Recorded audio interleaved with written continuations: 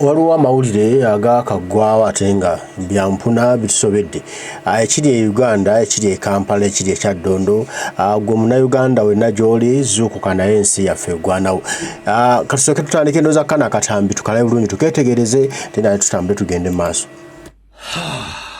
Mwenna abakyala n'abaami abaamenyebwa ennyumba zammwe mu bitundu by'e Rubigi ne Nansana nga mwagezaako okugenda mufuna obuyambi omufirisuuti gwe bayita Bulwadda n'abagamba nti abawadde ettaka.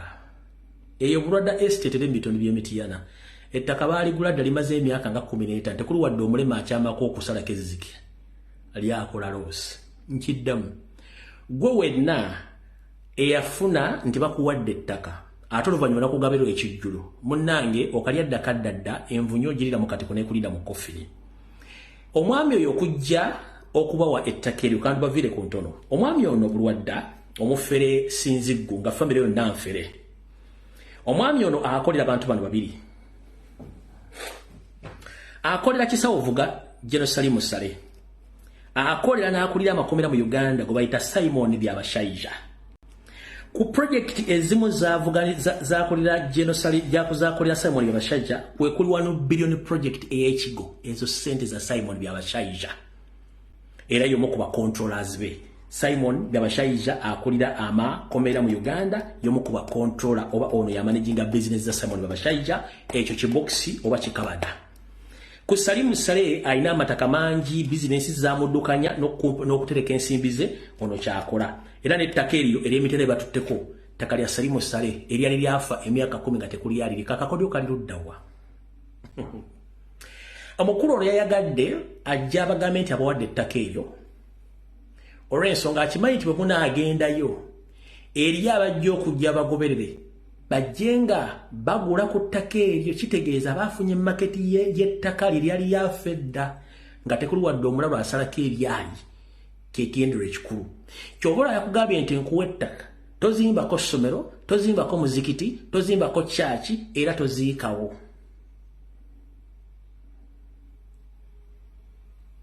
Naye temwategedde kubanga temuwulira. Era buli gwe bawadde ettaka nti ogenda kuzimbako oyinza okumala ogizimbako n'owaita emyaka 5 ne bagobawo oba nga wafudde dda kubanga emmere bagibawaddemu temumanyi ekikulu muzunga nnyo mwagala okulya nkuzibwa. Omwami ono mu pulani gye mutaategedde yabadde yakutunda kifo kyekyo ku ttaka erisigaddeko lyonna kufuna abantu abajja bali eyabadde marketing skill oba kyetu yakyadde too tactical okukitegeera okujjako wano wokka wetukibategeereza nti yabadde marketing technical mechanism okutunda ettaka lye erisigadde kubanga amanyi nti abantu abalala bagenda kujjayo bagule nga bagoberera bano.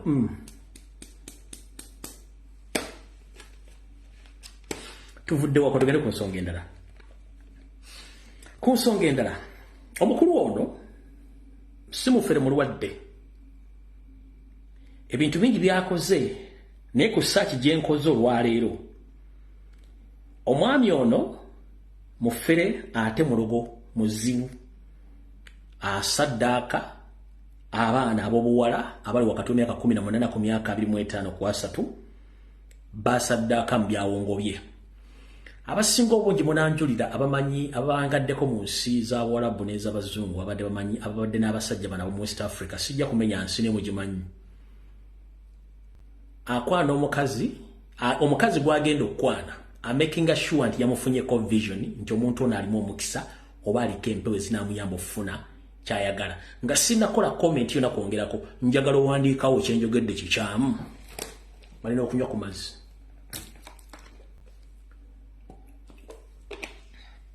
Mwagala njogere eggwanga eryo mulimanyi.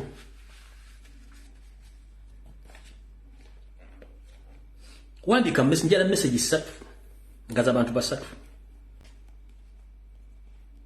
Huyo aliwandiise eggwanga lyeryo agenda okwana omuwala nga yakufunyeko vision oba ekirooto ng'olina kyakwagalamu either ng'oli blessed oyina emikisa oliko empewo oba ojja tuukiriza yesaddaaka ye gy'ayagala.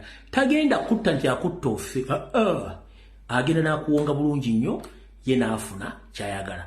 gwe mwana muwala ogenda otandika okulanga oyise Windows buli kimu ekyo kifa n'osigala wonnagalaale.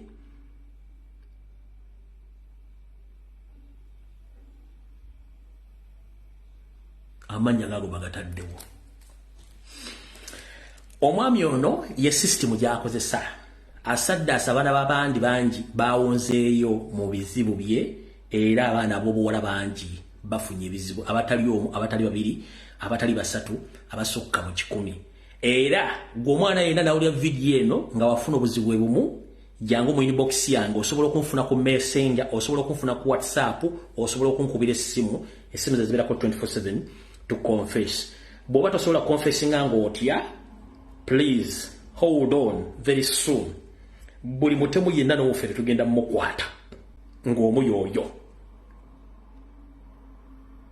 Abaana b'abandi abeyambuliddemu, abaana ab'obuwala abeyambuliddemu. Bulwadde oba wakana kyenjogedde no video bajja gikusalira. Nja kukuleetera n'abaana bakulumirize. Bulwadde toddoka mu ggwanga sigalawo. Oyine emundu gy'olina kuliko amannya agaga obulwadde, emundu Salimu Sale yagikuwa gy'otambula nayo. Tere registered wantu wonna mu Uganda. Oyine emundu eri mumanya go bulwadde era mpandikeko bulwadde. N'emundu ya Salimu Sale tere registered mu Uganda wonna. Okulya Simon byabashayija ne Salimu Sale. Nire ettaka lyali lyafa lyonna lya Salimu Sale. N'amataka mangi nnyo g'olina g'okulya mu business n'okubba abantu ebintu by'okola. Oline mu washi mbimanyi ebintu washi bya ddole bifufu n'okufera n'okutunda go n'ebintu byonna biri bingi nnyo n'akabinjake. Kati nkubuulidde nja kwabya Mukama yali manya kyanampa n'okutaasa abaana kubanga abaana olwo natandise obafunako. Lwakuba nti bwe banavaayo okwogera ate ojja kukozesa state powers obatte. Awo tuvuddewo. So mwenna abagendayo mukimanye bulungi nnyo omusajja oyo agenda bakola kye mutamanyi. All right.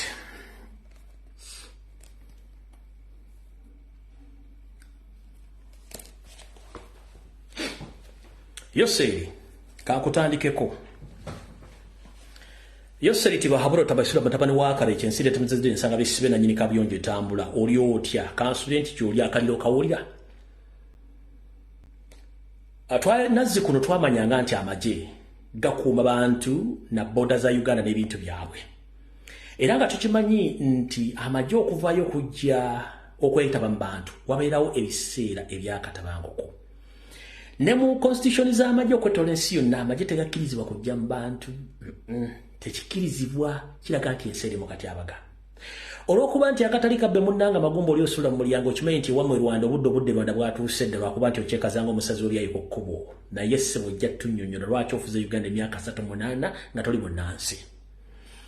Ebyabadde olunaku lw'eggulo mu ggwanga erya Kenya ye omukulembeze waalyo agambye nti okubijjika abantu omusolo kwadeguleeteddwa akuvuddemu era ye bimuyinze etteeka alizizaayo lisazibwemu g'emaanyi g'abantu. Naye akawungezi kabyo bwazibidde Yoseri tibahabura tabasalo ntano wakali nseje temisanga bisibe na nyini kabiyonjo tambula yabadde amaze okusindika emmotoka bya tiya gas n'amaje agayingidde nga galina uniform za Kenya okuyingira okuba abantu amasasi era mwegendeza nnyo n'abasajja babadde mu masuuti nga basibya matayi abo si banna Kenya. Kenya teyina basirikale basivile ni bambala masuuti bakuba mu muntu abo bali mu Uganda abayambadde mask kubanga it was not very easy to identify them all. So hapa nika hapa kuambia warafiki wetu wa Kenya mkuwe waangalifu sana kwa sababu huyo mjamaa Yoseri Tibahaburwa Museveni amewashindikia wajeshi wa SFC kuingia nchi yenu kupiga wantu kwa sababu anajua Ruto ni mtoto yake. Na hizo zote bills meishia kwa parliament, sijui tax increasement. Hizo zote ni plan za huyo mjamaa kwa sababu anataka kuchunga East Africa yote mzima kutoka Burundi, Rwanda, Uganda, Congo, South Sudan pia na Kenya kwa sababu anajua business zake na plan yake iye inaitwa Twist Master Dynasty Plan etapita kama yeye anafikia etapita. Sasa mkuu waangalifu huyo mjamaa ameshindikia wajeshi wa SFC wameingia jana. Sasa mkuu waangalifu kila mtu anavaa kama serikali ya Kenya. Huyo si serikali wa Kenya.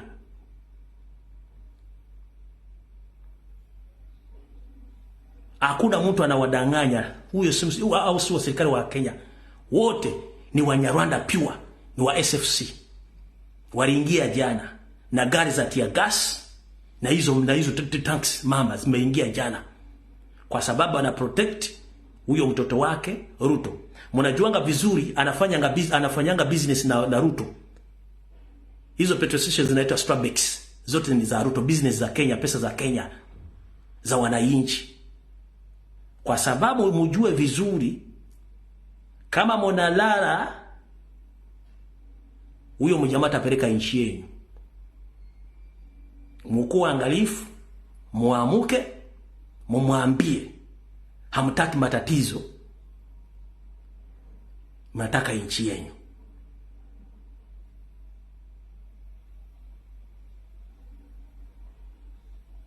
So that message goes to Kenyan people. Please wake up. Yesterday Museveni sent some soldiers from his personal military wing of SFC. They entered yesterday and they were dressing like Kenyans, or they were dressing in Kenyan uniform. So whoever you see that is ready to shoot and kill on civilians, those are not Kenyans, those are Ugandans. Because he's trying to keep or to protect his son or his friend Luto. Because his business partner, also that gentleman is working with Museveni to put in place or to create more space for Tutsi dynasty. Which Tutsi dynasty now is controlling Burundi, Rwanda, Congo, South Sudan, pia na Uganda. Sasa mkuu angalifu, mumwambie asilete matatizo kwa nchi yenu. Kenya ni Kenya, Uganda ni Uganda. Kwa sababu sisi kwa sisi wana Uganda tunalala, lakini siku itafika tutaamuka. We Ugandans we are still asleep, but anytime we are going to wake up. So don't sleep, please, be very serious. Huyo mjamaa yuko na programs mingi kwa East Africa.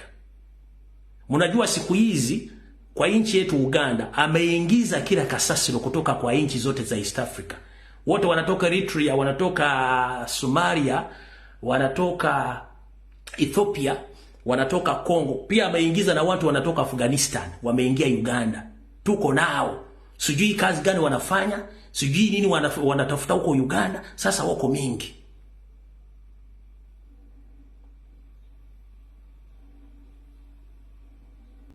So that is my message. Please be very careful. Protect your country. Don't allow that nonsense. Anyone who you see is shooting to the civilians, don't ask a question. Those are Ugandans or those are Rwandese from Museveni's wing of SFC. Be very careful.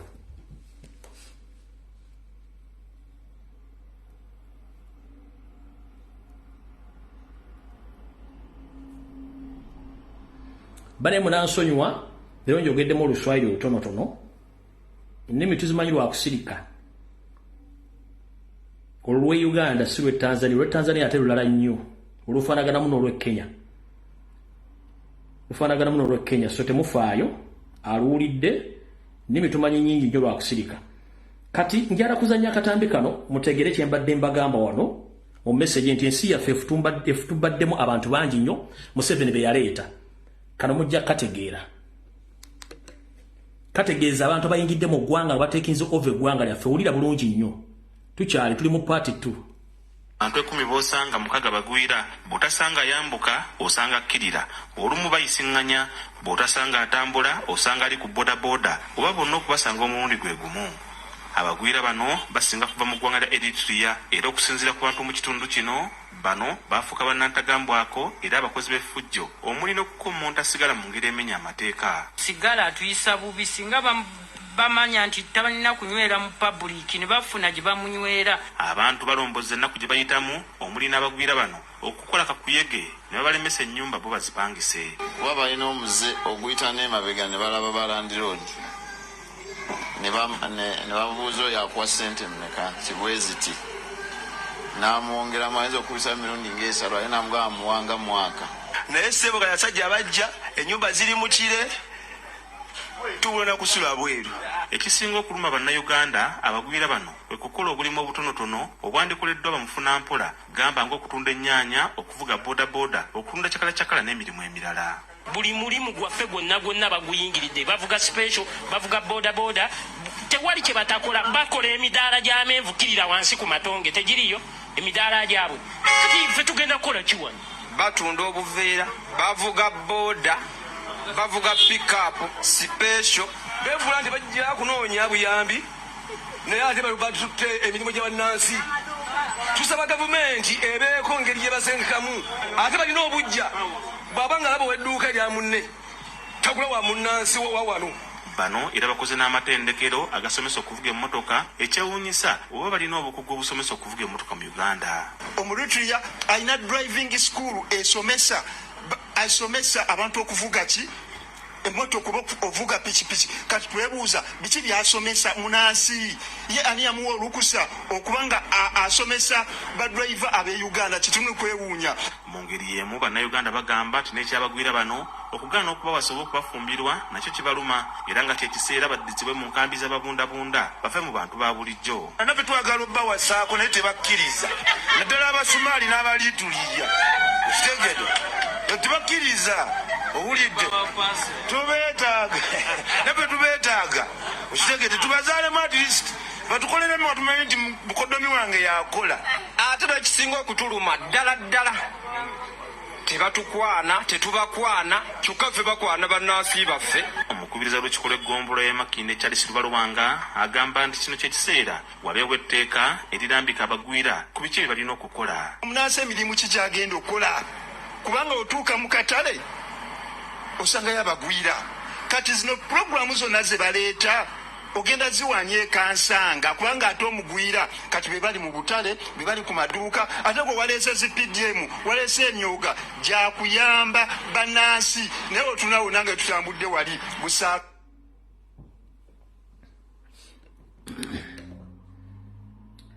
Bwe twogera ensonga zino abamu mwesuleyo gwa nagamba mulowooza bye twogera tetubimanyi. Kati bwe tugenda bwe tutu yensonga lwaki tubagamba nti abasajja no baagala kutumalawo bo bateekewo eggwanga eryabwe ppya. Museveni buli lwawunyiriza ennyo n'owunyiriza ebitakwatako otuzaalira ebizibu. Bayokyezza Uganda House omugenzi Idi Amin Dada gye yaleka akoze waazimbe mu ggwanga erya Kenya kweyingiza mu bintu bitakwatako. Nairobi, ekibuga Nairobi kirimu embassies eziri both local neziri international.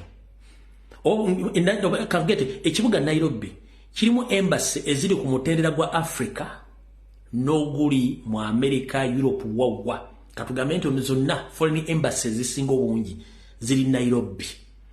Gwolooza lwaki mu embassy zonna balonzeemu e Uganda embassy gye bayozza Uganda House?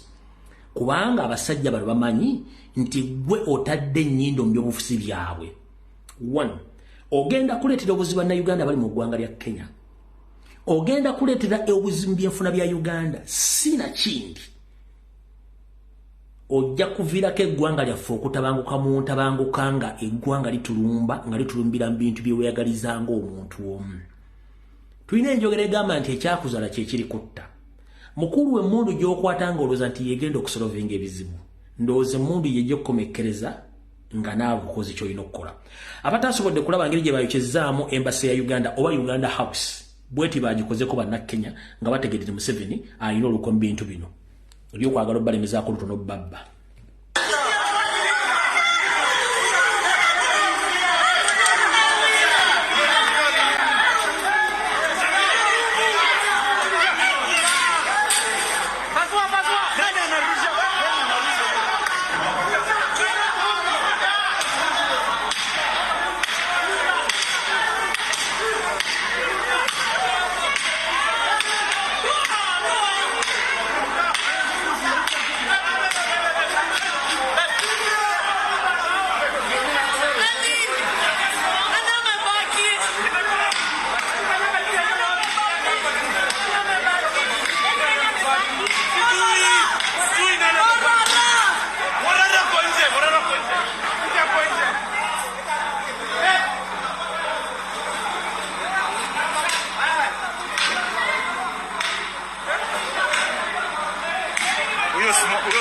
tutamaliza.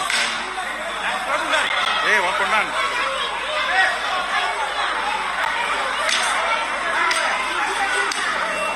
Ambia jamaa toke hapo.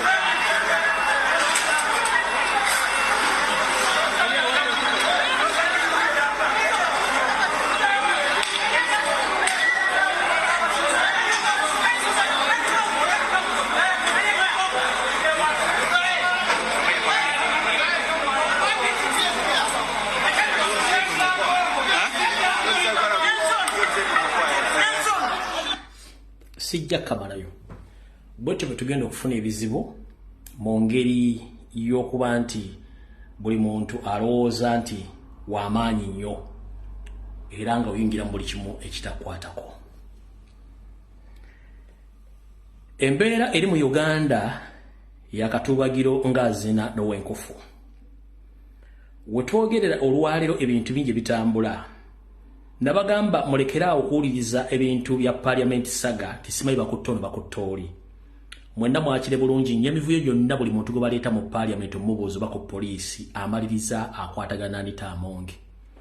Naye omukyalo n'akyagenda mu maaso n'okutambula bagenze mu constituency y'omusibe Sise Namuju. Ne batandika n'okwewaana nti ssente zeyabba zaali ziyamba constituency era bagambye kyaki oba Kereziya egenda musabira. Waliwo omusajja ono ndowooza oba ye RDC yagenze n'ayogera ebigambo bino bannaye munansonyiwa. Ekigambo kye bayita obubbi kwegamba mu regimu ya NRM obubbi ate nduza kintu kirala nnyo kyekibabeezaawo. Mu nsi ezaakulaakulana ne bakwatira mu bubbi kye tuyita corruption bakutemako n'omutwe naawe abuwagira n'aboogeddeko. Naye RDC omula oba Chairman-Olesi 5 ndoza Chairman-Olesi najja n'atuuza olukuŋŋaana lw'abantu n'ababuulira oli bwe yabba ensimbi nti yali azireeta mu constituency nga tazimbayo wadde toilet ey'abalema takola nga dde oluguudo lukyama ogenda ku ddwale wadde oteeka Health Center 3. Kwegamba simanyi lwaki abantu bano ekigambo nguzi corruption baagala kifuula nti tekiina makulu. Nabagamba Museveni ekintu kino ayagala kifuula nga bw'okiwulira tekisawundi nga tekiina makulu. Era kati chairman we district namba n'ojja n'oyogera mu bantu ng'ekigambo nguzi obuli yaako kifudde kintu tekiina makulu. Mwewulirireko mwakalabye dda bwe tugenda okusiimula tutandike party 20 off. Omubaka waffe yakwatibwa mu nkola eyo. Tuluma wamu tuli mu kwegerera president nti abeere wa kisa. Kubanga akuba owuwe akuba akola ki naye byonna ebyogerwa ndowooza nammwe muwulira bagamba omuntu yakola ki kumbe naye aba anoonya zaanaakuwa twaganye ssente kati alina okuzinoonya mu bubire mu ki kakati olina okusalawo bakwongeza musaala ofune oba waakiri aziteeke mu pulojekiti kwasobola okujja enjawulo afune zaanaakuwa ng'akuyise okusalawo kwammwe ng'abakulembeze. Nze ndowooza byonna bituyamba naye ekyokuteeka omusaala kikulu. Enkya tugenda mu kusaba okwenjawulo tugenda mmisa maka ga Namujju ssaawa 4 enkya ekawe okusaba Katonda atuyambe kubanga Museveni munyiivu. Awe tuli kati kitaffe mu Katonda Archbishop wa Kampala Dr. Paul Simwogerere nkulamusizaako taata gye baliko gyoweereza eggwanga n'egyo bwa Katonda n'abantu b'okulembera obukatoliki. Taata amanya gazirumbuye njala kusaba nga Biblia n'amateeka 10 ffenna ge tukkiririzamu tobbanga tottanga toyendanga bwe gaba gakyaliwo nga temwagasangulawo. Sandisuubidde nti omuli w'enguzi musabira era sandisuubidde okuyita omuli w'enguzi omukulu w'enguzi ate mumutuuze n'omuntu gwomuga nti mwagala kimuyita reconciliation. Ntegeddeko nti Ssaabasumba wa Kampala Archbishop Paul Simwogerere ogezaako n'okunoonya omukulembeze w'eggwanga Robert Kyagulanyi Ssentamu obatuuze bafune enzikiriziganya n'okwogera n'empuuga nti Poga yetondere Kyagulanyi oba yetondere eggwanga kuli bw'enguzi baddiŋŋane bakolegane.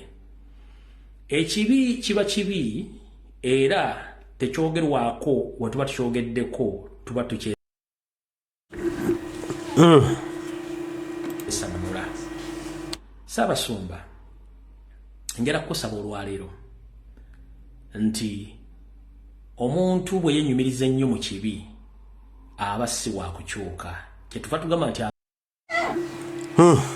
byebyo mubiwulira ebiri mu ggwanga lyaffe ebiri mu nsi yaffe banange twesibe ebbiri tutereeze Uganda yaffe twesibire ddala tunywere ate nga twegolodde bwantoogo bwemmuli bufennyingo tusobole okulaba tununula eggwanga lyaffe olijja mu mikono gy'ababi olijja mu mikono gy'abakyamu akuba abasajja bo beesomye bakyamu abasajja batemu abasajja babbi abasajja bakuusa balyaza amaanyi ate nga bakozesa nsimbi okutubbalako nga ne bannaddiini kati bagulwa kitalo nnyo kitalo ddala naye nga twongere kulwana gwe munnayuganda banya ntuyinza buli mu ngalo zo olaba ekiri e Kenya abaana bavuddeyo beesitukiddemu benyigidde mu kintu bagala tulina okutereeza eggwanga tulina okutereeza ensi yaffe naffe waneeke Uganda kitukakatako okutereeza eggwanga lyaffe gwe nange mulimu gwaffe teriyo mulala tulina okwetereeza ensi yaffe eterere erebe eggwanga eddungi. Kale mbaagala nnyo mwenna bali kumwe bali kubaako